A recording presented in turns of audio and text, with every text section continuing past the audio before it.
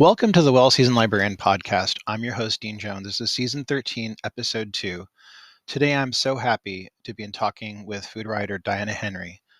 Diana was born in Northern Ireland and she is the author of cookbooks on subjects including cooking chicken, healthy eating, gastropubs, preserving Nordic cuisine, and more. She is a James Beard Award-winning author and beloved food writer with book sales in more than 950,000 copies worldwide. She has regular columns in the Daily Telegraph and Waitrose Weekend, and her work has appeared on BBC Good Food, House and Garden, Delicious, and Beyond. Her broadcast appearances include BBC Radio 4 and more. Diana has won numerous awards in her journalism and books, including Cookery Journalist of the Year, Cookbook of the Year from the Guild of Food Writers, Cookery Writer of the Year, and Cookery Book of the Year at the Fortnum and Mason Food and Drink Awards. Food Book of the Year at the Andre Simon Food and Drink Book Awards and James Beard Award. Melissa Clark wrote in the New York Times that her writing, along with that of Yotam Ottolenghi, has mastered the art of combining familiar and global flavors in ways that take us past our collective culinary comfort level. Diana Henry is the author of 12 books including Crazy Water Pickled Lemons, Roast Figs, Sugar Snow, Plenty, Salt, Sugar, Smoke, A Change of Appetite, A Bird in the Hand, Simple, How to Eat, A Peach, and From the Oven to the Table. She is reissuing the book Figs, Sugar, Snow, and that's going to be reissued the day after this airing, and we're going to have links where you could purchase that ahead of time, or if tomorrow you could purchase it right away. I'm going to take you now to my conversation with Diana Henry that I enjoyed very much. I do apologize that for whatever reason I had a difficulty on my side sound-wise, and I sounded like my head was in a bucket, but luckily Diana sounded wonderful. And on we go.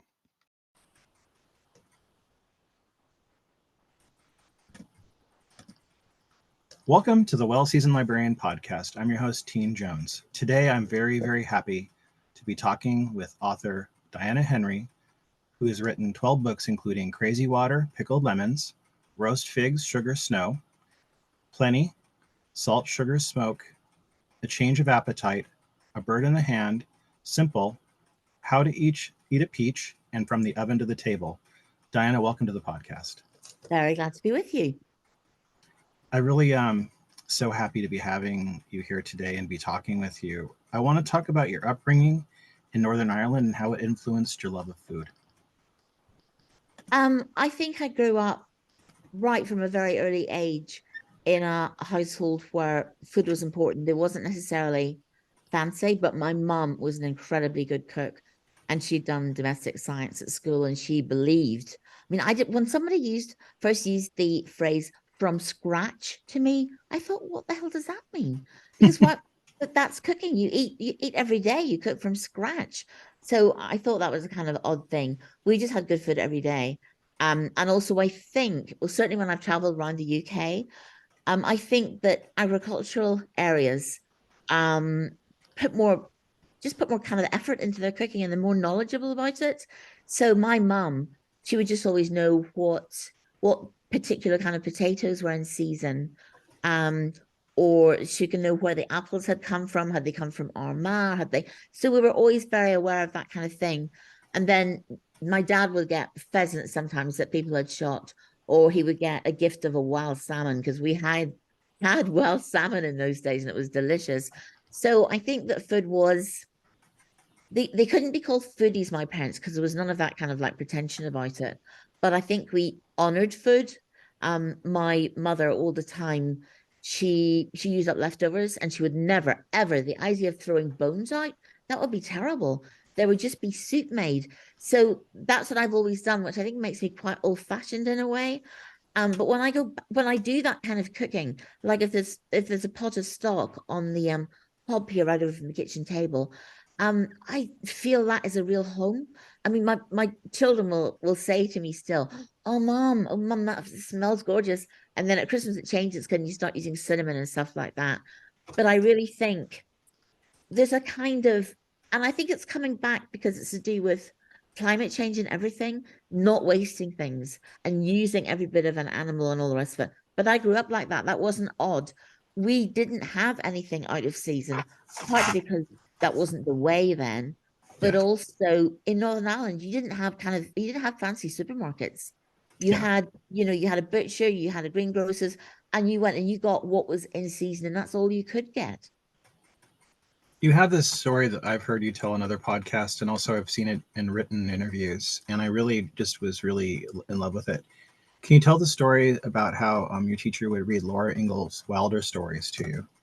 Oh, that was really, I loved school when I was at primary school. That's kind of junior school, so that goes up to 11. And when we were 9 or 10, my teacher, Mrs. Monroe, and I can feel actually, even as I talk about this, when it got to the stage of the year when you put the lights on before you left school, so it was really quite dark. She would allow us, she would say, okay, put your head down on the table. And we were able to put our arms together and lay our heads down. And she would read us. She read us all of those Laura Ingalls Wilder books, starting with Little House in the Big Woods. I still have my copy of Little House in the Big Woods up the stairs, and I love the cover. It's a little puffin, which I bought probably 1970 or something like that. And I, after she'd read them to me, I read them all at home as well. And it's a funny thing because when you read them, they don't necessarily there's not a lot of stories, not a lot happens, Yeah. except you're busy all the time just doing what it takes to survive. You're making food to put up, you get pumpkins and keep them up in the attic. And then you can also, because the sisters played up there and sat on them. And then when maple syrup comes along, that's tapped. And I was completely just ecstatic about this idea that you got something from a tree, and that then you would boil it, and that then it would turn into toffee if you boiled it to a high enough degree, and then you could pour it into snow, and then you could just break that up and have that with I don't know if they say this in the book, but I know what the kind of local thing is. They have those dill pickles and Yeah. warm apple juice, what you call cider. Yeah. And I thought that was a great thing. And I was also very taken as well with, I'd read in other books, I read a lot of American stuff actually. I had an aunt who lived in Canada. She used to send us things about or me things, because I was the reader, kind of like about lumberjacks and, having a really hard time in the snow and cutting down wood. I seem to read a lot of books about survival and about families who cope with that. And I think I like the togetherness as well. And Yeah. that thing that cold weather brings, you kind of have to look after yourself and you have to look after each other. But yeah, eventually I went to a sugar on snow party in Oh yeah. Vermont. But like I was 35 by the time I did that. I had to wait for a long time. And that was lovely. And I actually thought maybe it was just an idea. It was in a Laura Ingalls Wilder book and didn't exist anymore. But as well as going to the small parties, I saw those, notices for sugar on snow parties in kind of like on church halls, in village halls and stuff like that. And that they had ham and coleslaw and beans and whatever, and then their maple syrup as well. And I thought I'm very romantic about America. I mean, kind of like stupidly romantic when we think that how I felt about it when Trump was in power. Oh Um, God. Yeah. but I have very romantic ideas about New England, California, and definitely New York. So as a child, I was really drawn to that. Also, if you grow up in Ireland, you really think at that time, because there was the troubles, there have been other reasons for it in the past. You think a lot about leaving. And mostly Yeah. when you think about leaving, you think about America, because that's the next place over, really. When we went on holidays to Dublin when we were little, there was kind of four children, my mum and dad. So it was very expensive to go abroad, because you usually had to go through London. So that added another flight on top. So we didn't go anywhere abroad till I was 17.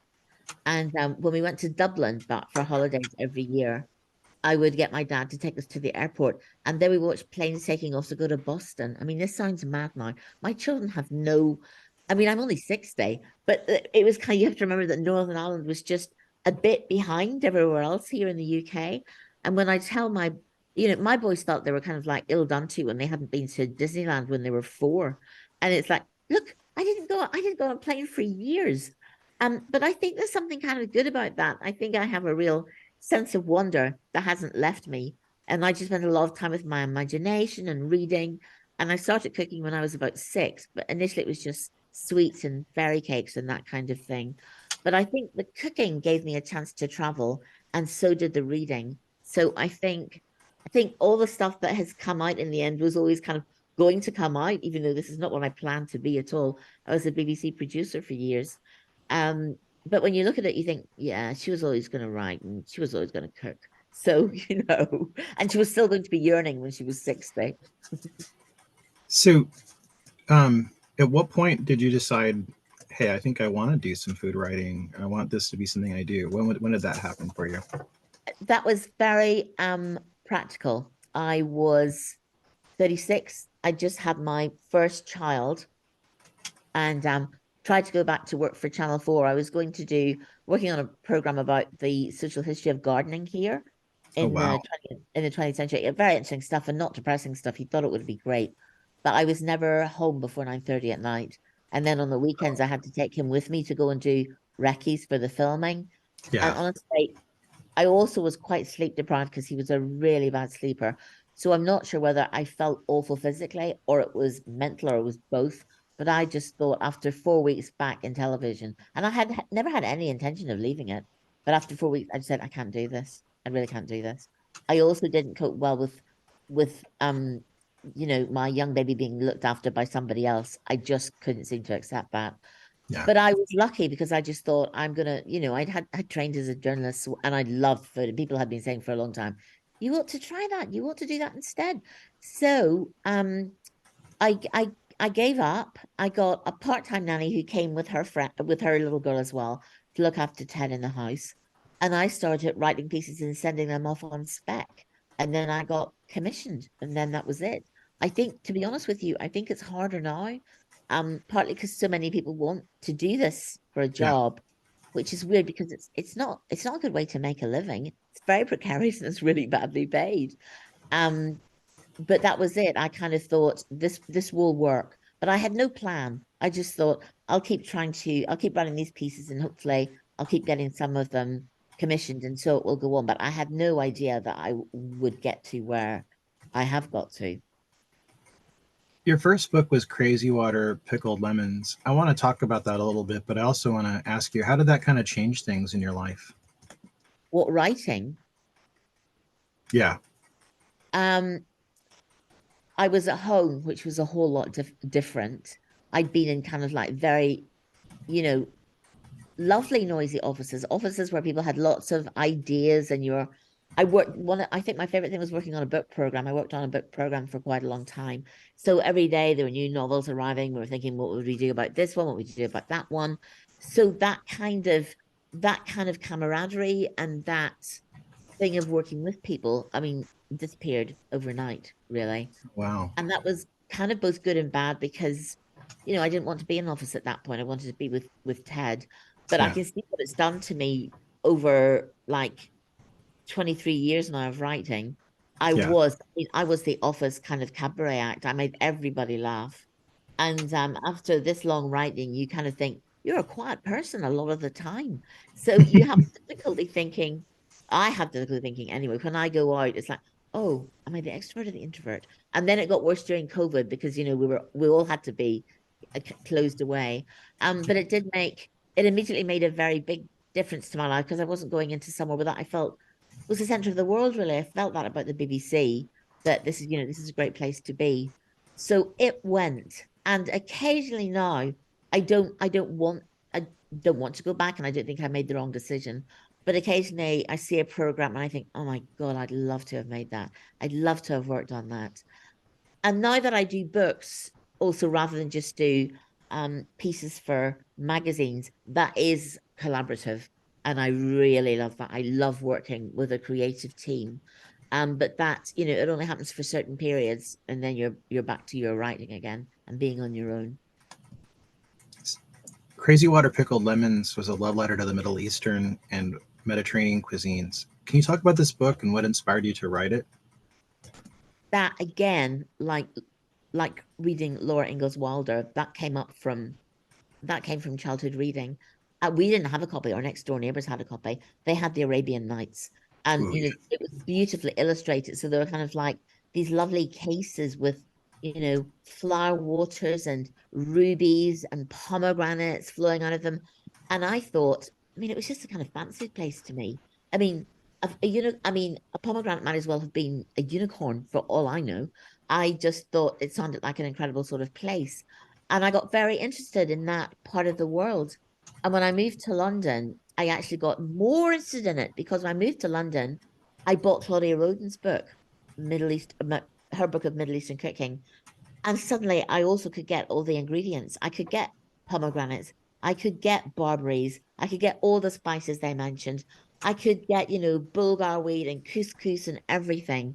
And that was I also got to like Vietnamese food very much, but the Middle Eastern food, it was, and this is way before Yotam started. Middle Eastern food totally captured me, and I cooked it a lot of the time. But when I wrote the book, I was aware that I hadn't traveled it. I mean, never been to Iran. There were kind of lots of areas that I hadn't traveled to, but I knew about them from reading, and I certainly knew about the cooking.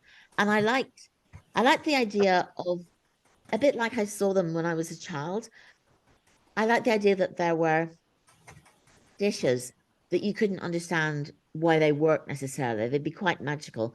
Like if you make alioli, the Spanish alioli with quince, it's like, who the hell would think of that? It's fruit made into a kind of garlic mayonnaise. And then Yeah. there's that wonderful cake that well, it's in Claudia's book where you boil the oranges and you think this'll be awful. I mean, there's bitter. What is this? What's this kind of like going to do? And then it's astonishing. And you make things like, ground rice, the kind of thing that as a kind of child at school you thought was awful. But in the Middle East they put flower waters in those and then they decorate it with petals and they serve it really cold.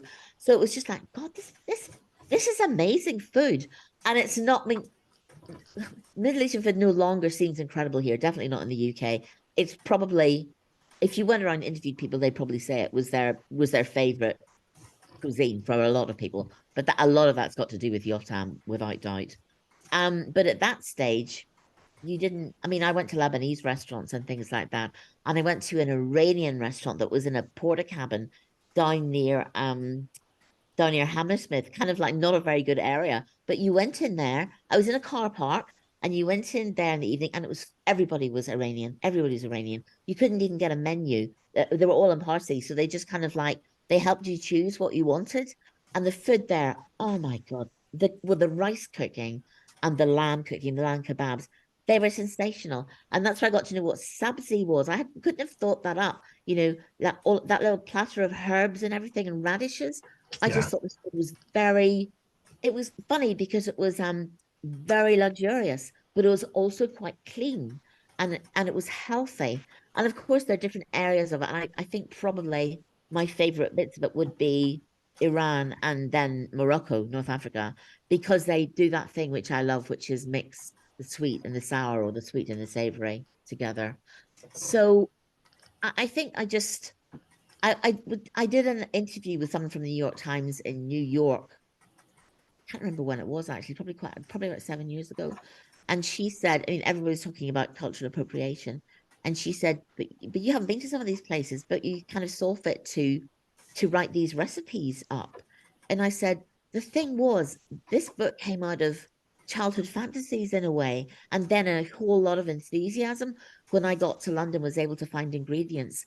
So, I mean, I was taught to cook rice and also to make Arab flatbread by people that I found in London who taught is including at that restaurant actually, who taught me how to do it. And I completely gave, them credit. But Yeah. it was sort of was a book about the fantastical to me in a way. This girl growing up in this very grey place where you couldn't even get an avocado when I was little in Northern Ireland. And then being opened into this, oh God, this place that was so different, that was so a million miles away from what I'd come from, really. A lot of kind of love for the sensuous, the perfumed, the brightly colored. I mean, that was so new to me.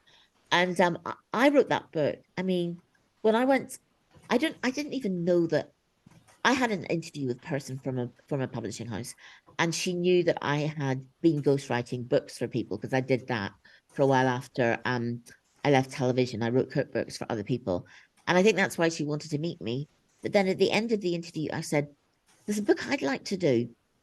And she said, what? And basically, this was all kind of like in my head, including the title.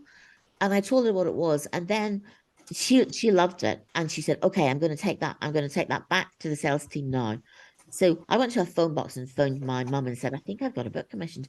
Then I went home, and because I worked in television, they're called treatments in television. I know they're called pitches in publishing, but I find all the kind of like visual reference stuff that that book would infuse that book. And I did about 3 of these big sheets with all things all stuck on them, kind of like properly done on even fonts and things like that as well. So I went in and I presented this to them, and I think they thought it already existed because it was on these boards. And in my head, it already existed. All I had to do was write it.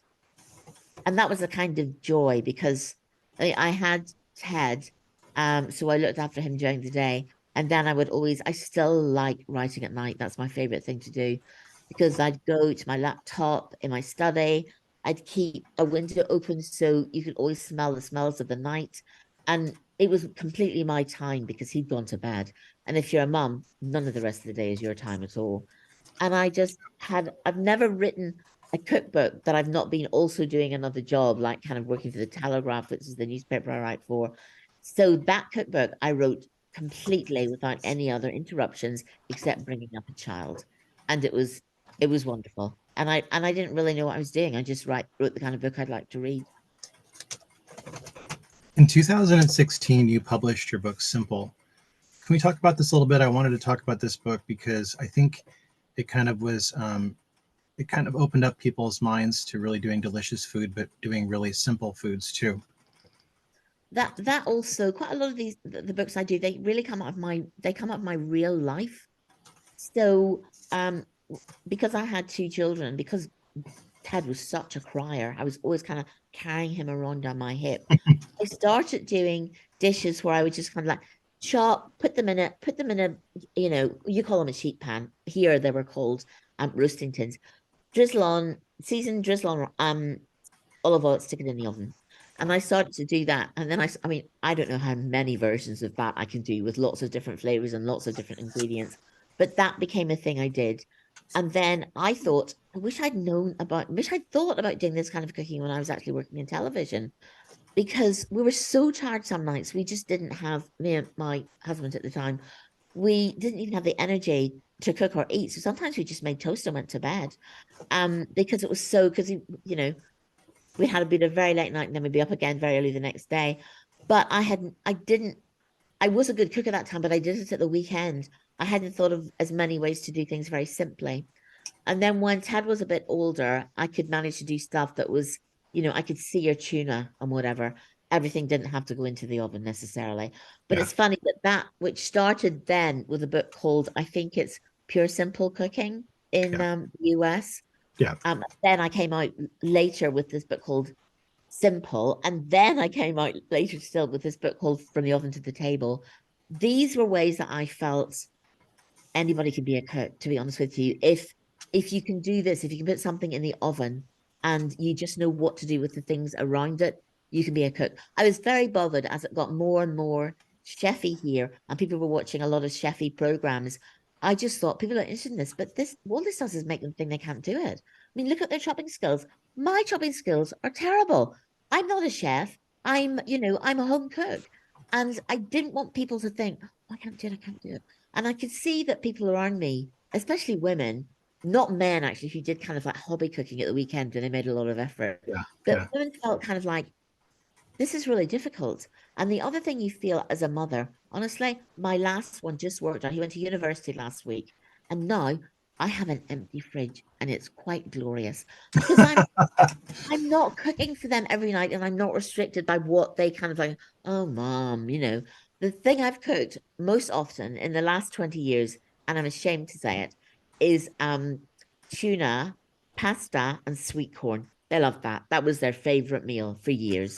And if you did anything, I mean, they became very good eaters eventually. The other ones, the oldest is 25. But they would say if I tried to serve them up things I was testing, they go, oh, what's the trick in this? And I'd say, what do Oh, you God. mean? And they said, must have put saffron in this or something. And I said, no saffron. But they were very, as children are, Yeah. they love familiar. And then they only got good at tasting that stuff and appreciating it as they got older. Both of them absolutely love restaurants now. They love them. But they were not good eaters when they were small. They were very fussy. And I thought it is really hard for, it doesn't necessarily have to be the mother. It could be whoever is tasked with doing the cooking on that day. Feeding a family is really hard work. You run Oh, out of ideas. That's the worst thing. You run out of ideas, and then you have the whole thing about what they'll eat and what they won't eat. So you have to have things that are familiar in some ways. Like if there's roast chicken thighs in a dish, okay, that's the main thing, but you can keep changing the things around it. And there's a certain familiarity to that. And I feel very bad about people not being able to cook or thinking that they can't, because I did train as a chef. I took a year out from television and I did a course at Leeds for the whole year, but I'm not incredibly skilled, and I only ever cook complicated things at the weekend. But I'm able to make really delicious stuff on a Wednesday night without an awful lot of shopping, but with a little bit of thought and ideas. I think ideas are the hardest thing because I think people don't have any. And when they buy cookbooks, they think they're getting easy ideas, and then they're not quite often. So, that was the thing. I wanted to empower people, but I'm very lucky in that there's kind of two sides to me as a cook. I really love that kind of like traveling and social context and anthropology kind of thing. And yeah. then I also have the more commercial books. They sell better generally, but as well as that, they're kind of, I want to do those books because I want people to kind of, people write to me and say, oh my God, we cooked out of your book all weekend and everything was out of from the oven to the table. These things made me look like an amazing cook. I think, great, that is music to my ears. I think that's wonderful. Yeah, it's no better compliment than that, I think. Oh no, none, honestly. In 2018, you came out with the book How to Eat a Peach: Menus, Stories, and Places. It's a unique blend of menus and essays. What made you decide to take this tact with this book? I had wanted for years to do a book of menus. And it's kind of funny because I think I did it just in time because I think 3 or 4 course menus are now, they're kind of like going out the window. I mean, people eat, they're more keen to eat kind of several kind of like sort of main deal dishes with a plethora of vegetables and then a pudding. I don't think people go starter, main course, pudding, cheese, whatever. But I've always liked that. I love that kind of balancing of different dishes together in one meal and working out what will work. I mean, when I suffered from depression. Well, I don't suffer from it anymore. It's okay these days. But at one stage I had to spend some time in a psychiatric hospital because I was suffering from clinical depression. But after I sort of lifted out of that, one of the things I did every night in the kind of like television room is I used to make up menus. And not just menus for me. I used to make up entire menus for restaurants that I would never own, but I would think kind of about what kind of restaurant it was, and then what would I be putting on that night. I mean, it was pretty much kind of Chez Panisse. It was an Alice Waters type restaurant. Yeah. What would I be offering that night to the denizens of Berkeley? And that made me so happy. And I don't know why that does that, but it's something I've done pretty much all my life, is to make up menus, even though I wasn't necessarily going to cook them. I just like the thought of balancing and texture and color and the different flavors. I love thinking about that within single dishes as well as within a menu. But it also gave me a chance to kind of write about place, which is the other thing that I really love to do. I think that traveling, even though I'm not hugely traveled, I spoke kind of like stuck mostly to Europe, but I think it has a big impact on me. I think it's I don't know. I think I always find that food is the way into somewhere, and it's the way that you connect with people, which isn't surprising. If you go to Istanbul, which is wonderful but quite overwhelming city at first, and you end up there's a great place, I can't remember its name now. It's kind of like not on the main, it's on the, you'd go over on the ferry to it, and he cooks these Turkish dishes that they're old. They've been around for, centuries. And you get to choose these and then you can talk to him. But you're tasting food not just of that area, but of people who've been living there for years and years. And I have this thing about always when I go places, I kind of think, could I live here? Could I live here? What would it be like if I lived here? And that gave me the chance to write about Mexico, Turkey, New York, all of these places that had a very strong, I had a very sort of strong love for, and I felt they had a very strong identity. And I don't know, it was another book that came out of yearning, really, yearning to travel, yearning to capture these places. And I loved writing that book. I absolutely loved it. But that is sold worse than any of my other books. I want to talk about a cookbook that has been reissued right now, Roast Figs, Sugar, Snow. It's a book that it's a new edition of a book that you reissued. How has your approach to food changed in the 2 decades since this was originally published? To be honest, I don't think it really has. I mean, I would still cook all of that food, but it's real food. I mean, I think now what we're used to is big unfamiliar flavors. We like that. We're looking for food that is faster by and large. I mean, there's some slow cooked things in there, but also even though they're rich flavors, they're kind of stuff that's simple. You know, any braise that you build up will be it's impossible to kind of like pull the various strands out of it. That happens because you put on another layer, and then time and the kind of softness of the actual technique itself makes that into a whole, which you can't then take apart. But I think we're kind of I think we think slow cooking is slow, i.e., you have to stand there while it happens, and you don't. Slow cooking is really easy because you just leave things to happen, a bit like you do when you roast things. The oven does all the work. But I think we're much more into griddling, or and we're kind of like, well, I don't know what it's like there, but here it's kind of everybody wants new things. Gochujang. I mean, there's a little bit, when all these kind of like new things come to the fore, there's a little bit before the supermarkets have picked it up, where your food editor is saying, on the newspaper that you're working, nobody knows what that is, Diana. And I said, trust me, they're going to know what this is like in 2 months' time. In 2 months' time, we'll all be sick of this. But now it's kind of miso, fish sauce, and and I'm glad actually everybody has all the Middle Eastern ingredients as well. But that's a funny thing, because part of the reason for wanting to write Roast Figs, Sugar, Snow was I had a big fantasy about Scandinavia, another place that I kind of thought was quite magical in a way. And when I went there at first, I went to Copenhagen, and I asked people what they were eating, on a Wednesday night, what they were cooking. And I was hoping to find people who were kind of curing their own herring and everything. And they're eating pizza and pasta.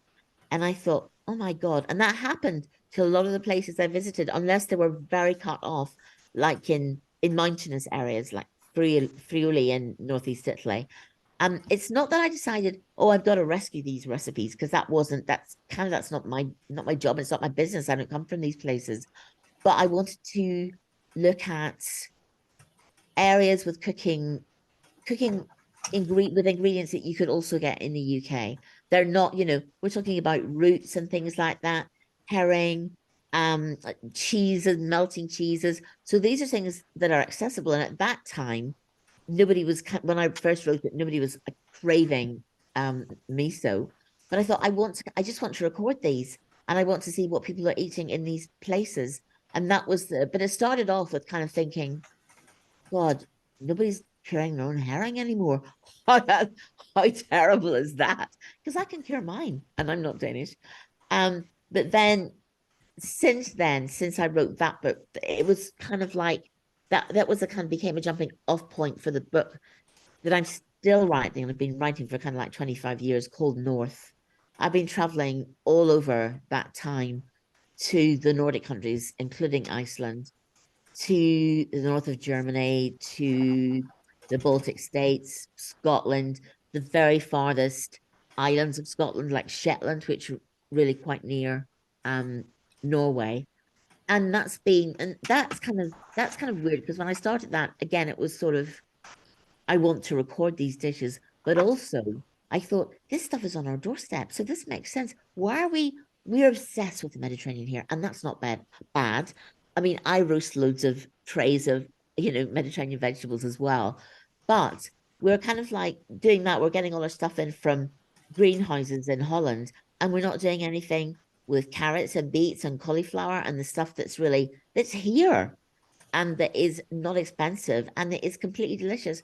It's as if we kind of, well, don't really honor or respect or appreciate what's under our noses, and that's very human. But I wanted to show, partly in most things, and now again in this book that I'm working on, that this stuff is here and it's good, and there are interesting things you can do with it. If you are a British cook, Germany, the north of Germany, is a very good hunting ground. If you know what kind of unusual things they grow or they make in Shetland, and I think, oh my God, that's something I could do too. I never thought of that. So it's been a big kind of journey, and I only finished the research for it last year. Um, just covering this whole thing. I'm not against people loving kind of like southern countries of Europe. I think since we had Elizabeth David and before probably, and then started going on package holidays and things, we love the sun. We think that Britain is kind of like bleak and drab and cold, and we cannot, we've been really drawn to, especially to Italy, I think. And I thought that's kind of fine. We can all cook it. I mean, I don't know what I do without pasta, but it's a bit like you're missing out here. You're missing out if you don't look at this stuff as well. One of the things I loved about this cookbook in particular, among other things, because there's so many things that I love about it, is that oftentimes when I see anything written about wintertime food, it's always the knee-jerk ubiquitous Christmas food or something, and it's or Thanksgiving here in America food, and it's just usually the same kind of stuff. And this really kind of addresses some of the food that's available in the late winter, the late fall and winter months, and I really love that. When you started writing this, did you have a sense of that? Like, what did you want to kind of convey to the readers? Well, Go ahead. it was kind of easy because I really love snow. And I just kept going to snowy places where the food would be warming and it wouldn't necessarily be the kind of stuff that you would cook at Christmas or that you would cook, in America at Thanksgiving. It was food that they were eating all the time in very cold weather. Yeah. So I didn't have to, and also because I love snow, I would like everybody else to love snow too. I would like them to kind of like get the thing about snow and about the coziness of stuff. I mean, we had a thing we had for ages, we had the kind of hygge thing here. Everybody was talking about it, the Scandinavian kind of sense of being, comfortable and cozy. And it became a bit sort of like horribly sentimental in a way. But it is kind of attached to that, but it's also just that I think that I can't remember it's the Finns or the Icelandic that have a phrase for this. They love watching snow through a window where it's warm. So they're inside looking out at it falling. And I really love that idea. And I am that person. And I think we're quite bad at wintering. I think we're quite bad at it in the UK. I actually don't think you're bad at it at all in the US because it starts with the pumpkins and then it goes on, and you love all the kind of like all the cranberries and all the stuff that comes out at that time of year. But here, people are just a bit moany. And this woman actually called Catherine May, she wrote a book about it a couple of years ago, and it was just called Wintering, and it was about how we can approach winter better, what we can see as the good things about it. I mean, I think one of the good things is that you retreat, you go indoors, and that seems negative because that's not about being sociable, but it is about stopping, refueling, contemplating. The winter is a good time. It's not about everything dying. It's about you taking time out, and that's very valuable time, I think. But I also think that you can be good also at not just at the contemplative stuff, but the actual positive stuff that's about making things.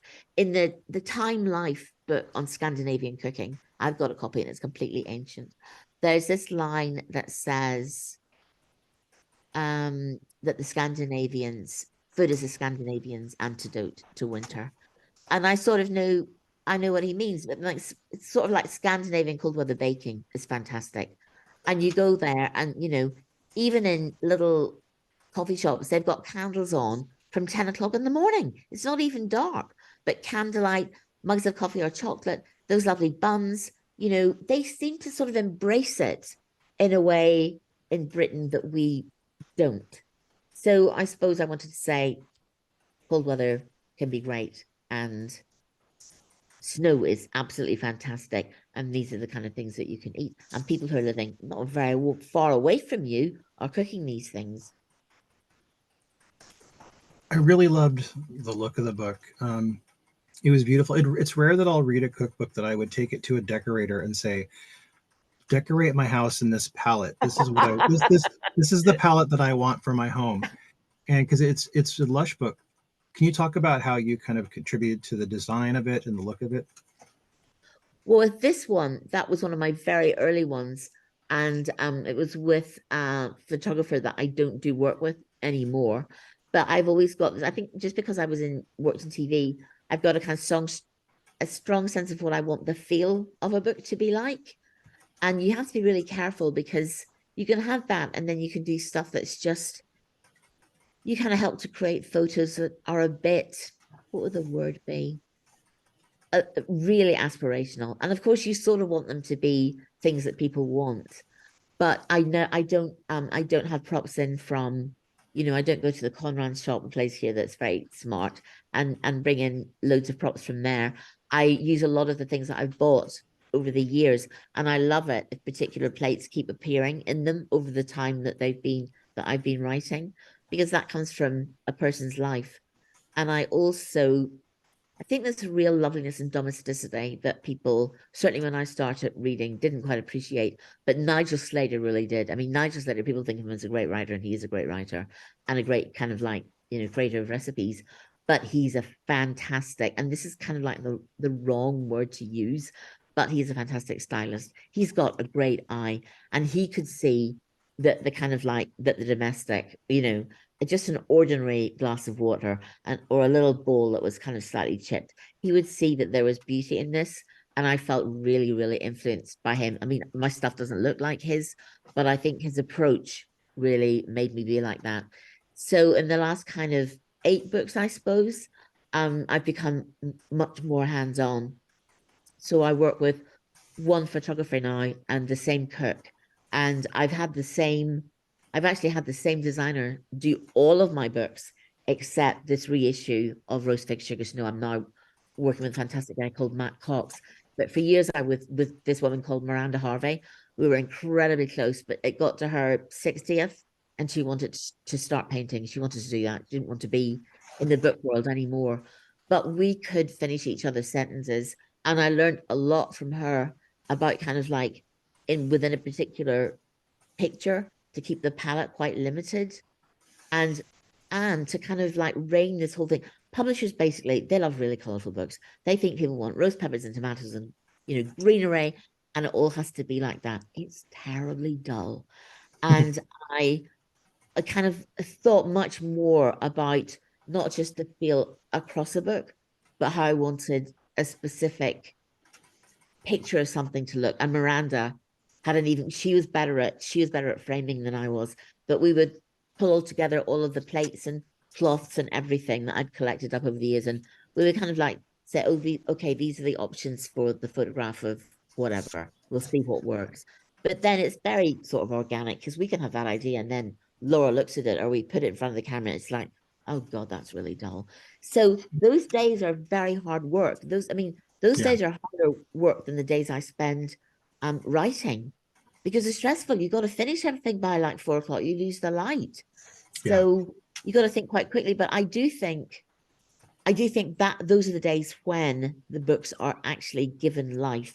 I mean, your words do it, but people aren't picking up cookbooks and reading your words mostly. They're flicking and they're looking at the titles of the recipes and they're looking at the pictures. And I think it's to do with the feeling they get. I also think it's very important to kind of like, I like it when cookbooks have a sense of a particular person. I mean, most people write the text and, they send that in and not everybody goes on their shoots even. They kind of leave that to other people. And I don't understand that. But I'm terribly, I'm very hands-on, probably to a very annoying degree. I don't know. I mean, I will have a hissy fit about the color of the ribbon or something like that. Well, I mean, it pays off. The books are beautiful. Yeah, it's also very, because the next one's very long. It's 400 pages And that's really daunting. Yeah. And you think, God, that takes, because the thing has to kind of like change. I think you should be able to start at the beginning of a book and there's a progression as you go along it, even though that's not the way most people read cookbooks. Yeah. But it's harder. But yes, I think I want a book to have a complete sense, and I really work hard on that aspect of them. Now that it's getting to be cold where you're at, what are the things you're looking for in the shops or the farmers markets, where things that you're looking to buy right now to cook with? Do you have quinces in America? I never can remember whether No. you have or not. It's funny you mentioned that. I was just gifted some from a friend. I look for them around here, and occasionally I can get them, but I love them myself, and I've been canning them for the last month. Really? I Yeah. didn't think you could get those there. I regard them as such a kind of like British and Middle Eastern thing. Here it's a very kind of old-fashioned fruit, so you'll get people have it in their gardens and not even know what, not even be particularly excited about it. It's in some garden that they inherited when they bought this house. Yeah, I love quinces, things that are, you see, it's an otherworldly fruit. It really is. I mean, look at it. Kind of, it's so voluptuous, and it's got that kind of like fuzziness across it, which is very odd.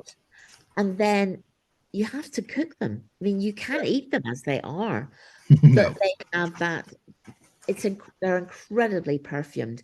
I mean, I've seen recipes for people cooking quinces in sauterne, and I think, what are you doing? You don't need sauterne if you're cooking quinces because it's got all the kind of honeyness that you need. Yeah. So I think they're lovely, and I love using those in. I just did a dish recently, actually, about it was lamb meatballs with quinces and what wasn't it? Well, I started off thinking, oh, I'll do something a bit Middle Eastern, and then I ended up in Spain when I was thinking about it. So some sherry vinegar went into it as well, because it kind of like up through the sweetness of the quince. So I love that. I love pumpkins, and all my American friends, they go, you and pumpkins. I mean, every year I have to kind of like do a whole piece on them for the Telegraph, and I never run out of things to say, and I never run out of recipes. I think I didn't grow up with them. When we were growing up, we thought that pumpkins were things, we associated them with America. But when we had Halloween and things like that, we had to have turnips. That's what you had in Northern Ireland. You had turnips, which if you think that carving a pumpkin is bad, it's nothing compared to carving a turnip. No, I've done it. It's hard. They're just sort of another one of those magical ingredients to me. And I love the flavor. I love them in stuffed pasta, with amaretti biscuits. And I suppose I quite like sweet things, actually. And I make loads of different soups every year as well. And that's one of my favorites. And apples and pears, I love those.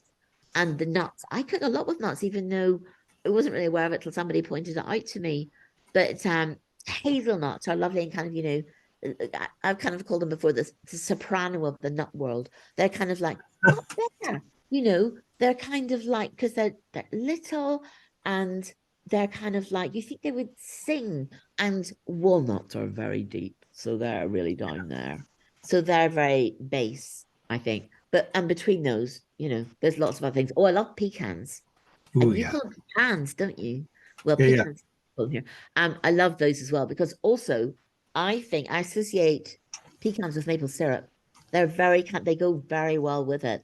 There's a kind of maple syrupy thing with pecans, and I think, yeah, they work well together. I love things like I make an applesauce cake that's got a maple syrup frosting and pecans on it, and also chopped pecans in the batter. I love that. That's really American. I have also kind of like loved American food, but not the kind of American food you think, not necessarily burgers and that kind of thing, Yeah. but pumpkins, wild rice, corn, all the things that I think of as American, and sort of like another thing I grew up thinking about. And the camp cooking in California, even though I hadn't yet visited California, had a massive effect on me. I mean, Alice Waters, I know people kind of are a bit mean about her nowadays. But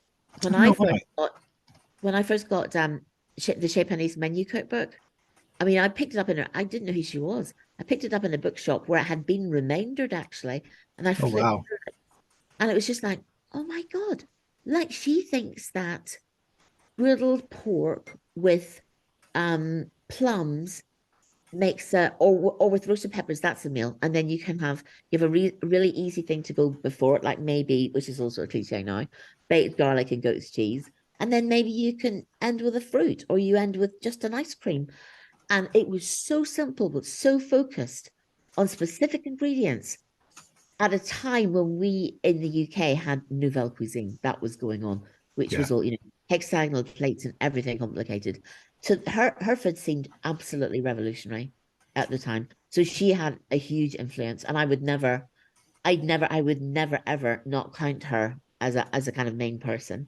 So did Claudia Roden, massive kind of influence because she saw food within this kind of cultural context.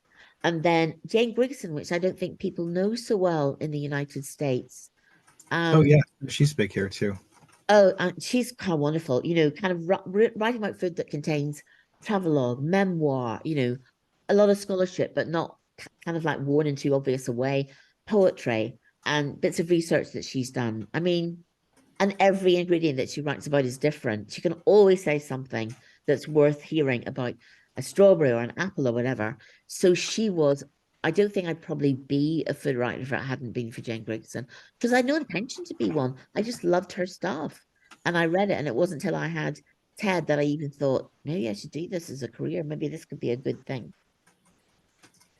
You said once in an interview that it's your mission to empower people to cook. Can you talk about this a little bit? I think that I have to, it's very interesting. We were talking about this recently, how people write up recipes. And I'm quite lyrical in the other things that I write. So it would be good to be kind of like a bit vague, kind of like handful of this and all of that. But I'm very aware. I've got friends who can't cook. They really hate it.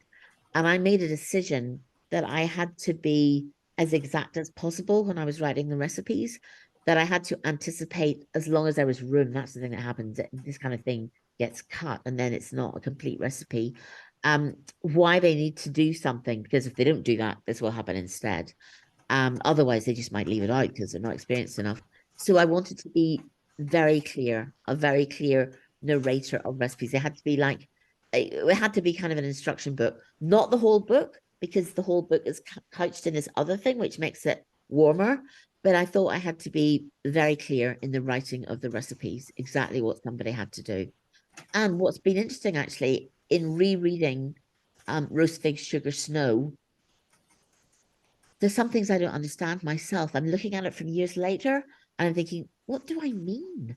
And I've rewritten things when I've kind of like come across that sort of thing. I did quite a lot of recipe rewriting for the book. And that was kind of a great joy because, it just means the recipes were better.